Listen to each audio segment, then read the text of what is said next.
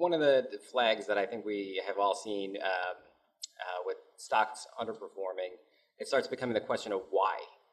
Why isn't underperforming? So I think it becomes a good signal to say, let's do some pure comparisons. Is it because of a revenue underperformance? Is it a margin underperformance? Is it an asset management underperformance or a capital allocation? The biggest distinction I would make is asset-heavy companies have more value to distribute to creditors than asset-light companies. So even if you've got a bunch of assets that might have value to somebody else but aren't generating EBITDA for you today, those can be sold and generate value over and above what somebody's valuing in terms of the EBITDA potential. And it's really more of a level playing field as far as committing capital to risk. And then it all comes into that newish allocation, and you do more business with both sides, which is your better allocation.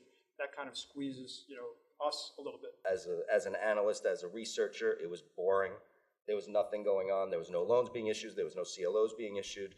The market had just seized up, and the market was terrified that this was going to be what 2016 looked like. Stocks are more scary to invest in for longer. So high yield's the next highest asset class. So as fund flows started coming into high yield, well, we're paid to invest cash, not sit on cash. You got to do something. The trick here is to invest in securities of these companies when they go low enough.